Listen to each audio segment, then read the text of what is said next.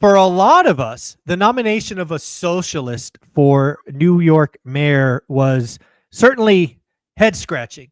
But for some folks, like Jonathan, who actually live in New York, this is an important decision, an important discussion. So we're going to talk to Jonathan about what the heck happened. Why did it happen? What does it mean? Does it mean anything? Because again, it is head scratching. Because again, New York, at least as I recall, is the center of capitalism. And now you're talking about having a socialist mayor. Jonathan, what's broken in New York? Well, I mean, so what's broken is kind of easy to figure out. Like the cost of living is really high, right? Yeah. And it's really, rents are just outrageously expensive, and it's really impacting young people a lot, right? So Yep. even these young people who come and they work on Wall Street or they work in law firms or whatever, I mean, they're pretty pissed off at the cost of rent. And so there's a lot of anger about that for sure. And not just young people, but those are the people who really gravitated towards Mamdani. So there's that. Now, of course, like, real estate guys like us can argue, well, a big reason why the cost of housing is so high here is because of rent control and rent stabilization, and it disincentivizes construction. Not just I mean, those aren't the only things that disincentivize construction, but New York actually continues to lead the country in most units built, which is something that people don't really focus on. The problem is you can build more units in the New York metro area than anywhere else, and it's a drop in the bucket because the New York metro area is so much bigger, right? So we actually built more units than Dallas last year, but the thing is that the New York market is like 4 times the size of the at least 4, yeah. Well, no, sorry, it's I think 2.5 times the size of the Dallas DFW market, right? So, so adding that many units doesn't really help that much, right? Right. So there's a big misunderstanding here, I think, amongst people who are not spending all of their time focused on real estate as to, what the cause of the problem is. And they tend to look at it very superficially as like, oh, look at those greedy landlords charging so much rent. Right. So I think that's kind of like why Mamdani had an appeal, especially for a lot of young people. Now, how he managed actually to get elected is a little bit like more of an issue. Not an issue. It's like, it's not that straightforward, right? It's not like, oh, there was this like Democratic groundswell in favor of Mamdani. I mean, he won less than a majority of the vote. The real issue, so he came out of nowhere, right? He was like at 1%, when this election started. Nobody knew who he was. He was like this minor state legislator. The issue was that Andrew Cuomo decided to run for mayor as a way of like rehabilitating his political career. And he's a very polarizing figure. Like, on the one hand, he was a very effective governor, right? Really got stuff done. And he got elected 3 times as governor. The problem was then he got caught up in the Me Too thing. So there's just a lot of people who just really dislike him, right? Yeah, it was a bad choice. As he was, near as I can tell, again, all the way from California, he was the leading candidate for a long time. But it was a tough pill to swallow for a lot of folks that didn't want to go backwards. Right. So there were a lot. And what happened was, though, he sucked all of the air out of the room for any of the other moderate candidates who might get attention. And so basically you wound up with this situation where you had like young people angry about, housing and cost of living and sort of everything else, and apparently Mamdani he's like a very good speaker, very charismatic. So he had a lot, and he's young, right? And so he had a lot sort of going for him as a politician. But the opposition to him was never really able to galvanize around a candidate. Yeah, he wasn't a focus until like the last couple of weeks, and then they really couldn't I mean, he basically, it's kind of like he basically became the anti-Andrew Cuomo candidate. Correct. Right? Yeah. And so, and so it's really like the presence of Andrew Cuomo in the race that kind of screwed everything up, because you had a lot of people like me who wound up kind of like holding their nose and voting for Cuomo because they wanted to stop Mom Danny, but they weren't like, had kind of mixed feelings about it. And like, there were some other good candidates who just like didn't get any traction. Nobody knew who they were. Right. Actually, apparently like one of my college classmates was running, and, but I didn't know I didn't even know him from school. So like, maybe he was at college around the same time as me. One of my college classmates was like, "Oh, this guy is running for office. I'm going to vote for him." He was like, he went to school at the same time as us. So you know, it's like nobody else was able to get it. Like it started out as like Andrew Cuomo dominating the race, there not being any kind of like effective alternative, not really any real alternative to him. There are like 13 people running, and I think if it wasn't for the presence of Cuomo in the race, like I don't think Mamdani would have won. He probably would have done well, maybe. Yeah, I mean, he's got a sexy message, right? To your earlier point, there's a lot of folks in New York City, rightly so, that are pissed off, and you got a guy that's talking about free this and free that and free this and rent freeze, and now the government's going to run grocery stores, which is freaking mind-boggling to me. We can talk. Like, let's talk in a minute about whether any of this stuff is going to happen, right? So, assuming that he gets elected. Now, there's still like, well, let me ask you one more thing, because again, I'm not in New York, but your sitting mayor is running as an independent. Yeah, but right? he is so like universally reviled. Okay, so no chance. Yeah, he's not even registering in the polls, right? I mean, like he's just so done, right? So, I mean, he did a couple of good things. Like he did try to actually get more construction in New York. That was one good thing he did. Other than that, he just seems to be like very corrupt and very unpopular. So, so he's out. Okay, he's out. Yeah. Right? And then when was the last time New York had a Republican mayor? Well, Mike Bloomberg actually did run as a Republican, and he followed Giuliani, who was a Republican. So, we've had Republicans in recent memory. Right now, here's another thing, right? So the Republican Party in New York City has basically collapsed, right? And so they nominated. I'm sure that there were a lot of people who woke up the other morning on the GOP side who were like, "Shit, we just screwed up. We just screwed our best chance in a generation to win the mayoral's office," because they nominated for the second time in a row without even having a primary, because nobody else wanted to put themselves up to the torture of running as a Republican. Right. Nominated Curtis Sliwa. Now, do you know who he is? I've done some research. It sounds like he was a target of an assassination attempt. Curtis Sliwa was the founder of this thing called the Guardian Angels, which was back in the 80s when the subways were like rough and everything. Curtis Sliwa and a bunch of his buddies got some red berets and red jackets and got on the subways, and basically kind of like a little sort of like a vigilante group, right? Yeah. And so that was his peak of like relevance was back in like the early 80s, right? Yeah. And since then he's become kind of like a local sort of like right-wing talk show radio host guy, right? And he's just like, Curtis Sliwa basically, to the extent that anybody pays attention to him at all, either like he's got this small subset of fans, and then he's got a bunch of other people who just still hate him from the 1980s, and then nobody else even like knows, doesn't even register. Yeah.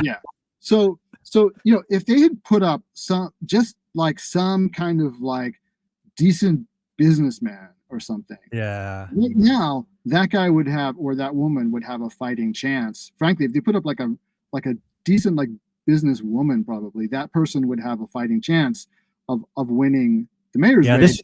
This was a miss by the GOP. They just filled in the guy they had, and they put on they're basically the only guy who would do it, right? And so now there's nobody currently for kind of like the Republicans and the disaffected moderates to rally around. So how does this guy not win? I mean, how does this? Well, okay, here's the thing. There's talk that Cuomo may run as an independent, in which case, don't we already know how that ends, or does he have enough fans on the GOP side? I think that probably he would attract a lot of Republican votes just to stop Mamdani because it's not like they're sort of like a run of the mill kind of like milquetoast Democrat who says all the same stuff. Like I think this is Mamdani, whether it's accurate or not. I think he probably frightens a lot of people who are as he should, given the stuff he has said. I mean, it's pretty wild, some stuff he said. Yeah, so it's interesting. It's not over yet. We'll see what happens. But if Cuomo doesn't run as an independent, or there isn't like some credible, it's probably too late for the GOP to dump Sliwa because the primaries already happened. He's now the nominee legally. Maybe they can, I don't know. But without like the GOP dumping him, I think the next move is either Cuomo or like the moderate sort of forces in the city try to come up with some independent candidate that they can run to hopefully, because the thing is, people are not going to vote for Sliwa, right? I think people will just stay. It's not. Like there's no way like I would vote for that guy, so I would wind up just staying home, right? So like the choice, as I said, like we have a choice now, assuming there's no moderate candidate. We have a choice between like an ignoramus and a clown, right? And so you can decide for yourself which one is which, but yeah. So it's like it's not a good look. Now, just going on to sort of like where this happens. Okay, let's assume that Mamdani does get elected. Mm-hmm. I think a lot of the stuff that he's proposing is just not going to go anywhere. Like city-funded supermarkets, I just cannot see this like happening in any like. I don't know. I could definitely see, him taking funds from somewhere, probably cops, and saying, "Hey, we're gonna try this out on a trial basis. Let's open up 2 or 3 stores." But that's like as far as it'll go. It'll be like 2 or 3 stores, and like it'll just be one of these things that like just dies and like unnoticed death. And as far as like the defunding the police thing is concerned, that's like a great soundbite for people who like him. But like your city, Eric Adams got elected on like basically the opposite platform, and he was a cop. And it's not like we haven't in the city had like any big instances of police brutality. Like there hasn't been any of the kind of headline stuff during the Adams administration that like usually gets people in a big sort of anti-police mode. Like if anything, people are more like, hey, we're concerned about crime. We're concerned about the safety on the subway. So the city council people are hearing it, right? So it's not like Mamdani carried in this like big like wave of socialist city council people with him. Maybe a couple. I think perhaps like the person who ran in my district is like kind of one of his allies, but I don't know. Like I see a lot of this just kind of not really. So let me just, the list that I've captured or from memory, and let me know what you think the chances are of 0 to 100 that something goes into effect. So let's just do the big one, rent freeze. One of the things he's obviously keyed on is rents out of control. What do you think? It's a state matter. He can't do anything about it. Okay, so he can't. Okay. Yeah, like he can go to Governor Hochul, who's pretty moderate, and say, "Yeah, freeze all the rents," But it's like he doesn't actually have the power to do it. There's like a rent stabilization board. Like there would have to be a change in law and New York City doesn't control the law. There was a state law that enables like cities to institute rent stabilization, but it doesn't say you can freeze the rent at 0, right? There's a rent stabilization board that every year they decide how much the rent increases should be. So he would have to somehow convince them like it's got to be 0. So I think this is one of those things like you run on something, they don't actually have the power to do it. It's like Trump, like I'm going to end the war in Ukraine on day 1. Well, you don't actually have the power to do it, right? I think it's that kind of. I would tell you to watch out for that because I think he can if he wins in a groundswell, that group is going to say 0 next year for sure. Yeah, but I don't think it can really happen, and I don't think he's going to win it against them. I think he's gonna like the election result may be just because of like who shows up, but I bet you if he's the nominee, or he is the nominee, if he winds up without a credible centrist running against him, I think turnout will be very, very low, and so he may win like a majority. A win's a win. Wins a win. It's hard to claim like a mandate when you win with like 15% of the electorate showing. Hey, I've seen people declare victory for a lot less. So that's rent save. All right, we'll do the grocery store. So it sounds like we both think that they'll spin up a couple of token stores, give it a run, but it won't go much farther. Okay. Yeah, how about free transportation? He's also talking about free transportation. I mean, free buses. The buses, the subway fares are set by the MTA, which is a state authority, right? The mayor does not run the buses. I think the mayor can appoint some of the members of the MTA, right? And I'm sure that I'm not like an expert on this, but I assume it works like lots of other agencies where the terms are staggered. It's not like you come in and you name all of the, because it's supposed to be insulated from politics. Like that's the whole point, right? So it's an independent state agency. So again, like I think it's one of these things that's like a great soundbite, but I don't. And listen, honestly, I don't think there was anybody who wanted free buses. This is not like an issue. Like everyone's like, oh yeah, the buses should be free, right? People grumble about the subway fares, but it's like, New York also happens to have like one of the cheapest public transportation systems in the entire world. Like it's one fare for the whole city. It's not like these places where it's like you pay by distance or so it's like and there's free transfers from subways to buses. Like it's like this is not. I just don't see it happening. Plus, the NBA has no money, right? So it's not. That's what I went to. It's like, how are they gonna repair all these buses? This is gonna go one way. Yeah, no, quickly. I mean, they're in since COVID. They've been in a bad financial situation because subway ridership was down a lot. The real way the MTA makes money is because they own a massive amount of real estate as part of the system, and they rent a lot of that out, and a lot of those a lot of those stores closed down, or newsstands and things that used to be on the subway stations, like a lot of that's gone. So they've lost all that rental revenue. So this is not going to happen. Like saying, oh, we're going to eliminate bus fares, and replace it with what? It's. Okay. How about free childcare? I think that's another thing he's put out there. He wants lots of free stuff. Yeah, I don't know. I mean, again, like where's the money coming from? I think. Well, that's easy. He's going to tax the rich. I think he's been very clear on where the money's coming from. But I think again, though, like in terms of the city, he can't. And honestly, folks, if there's anybody out here in New York who knows more like the way that the taxes are determined. Because in New York, you have a city tax, state tax, and federal tax, right? You have multiple layers. But the city tax is not, as far as I understand, it's actually, again, it's like the state passed legislation that allows a portion of income tax to be charged to city residents, right? As well as commuter taxes to people who work in the city and so they're using city services, but they don't live here. So they're taxed at a much lower rate. But again, I don't think that the city of New York has actually the power to set tax rates on income taxes. I think it is a state thing again.